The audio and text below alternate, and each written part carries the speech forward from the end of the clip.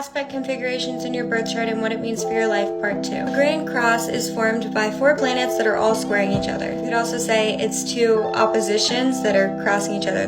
This creates a very headstrong character. It creates someone who's going to go for it and oftentimes chooses to jump into challenging situations.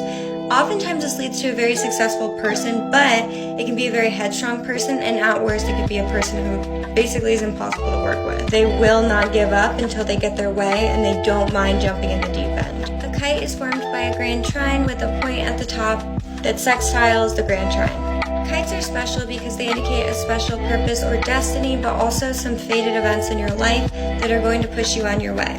I really see it show up strong in the charts of people who you could say had something in particular, big or small, they were going to do with their life. A mystic rectangle is formed by a trine, a sextile, a trine, and then another sextile, making literally a rectangle shape in your chart.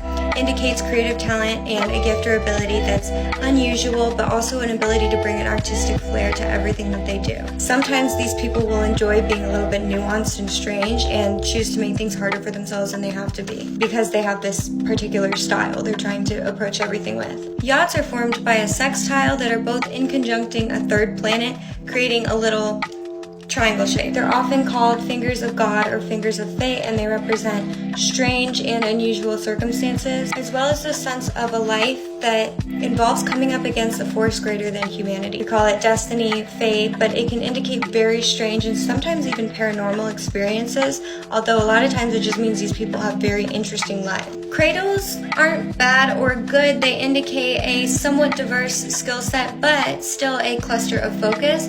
The thing that cradle people can struggle with, though, is concentrating their focus. These people can be a little bit scattered with their interests and how they want to spend their time. They have a constant adjusting that needs to happen in order to make sure that they're in their flow state, but once they find it, these people can do anything. A castle shape is the rarest one on this list. It doesn't happen very often, but it's when a grand trine includes sextiles to 2 points, so basically it's creating a huge sextile shape, literally like the points of a castle. This is a pretty chaotic configuration. There's an opportunity for mastery, but I personally see it as a chart. Person who's doing advanced work and also whose life probably isn't going to make sense to other people from the outside. Sometimes strange occurrences with this one too. Thank you so much for 100K. I hope you enjoyed this series, and so much love to you.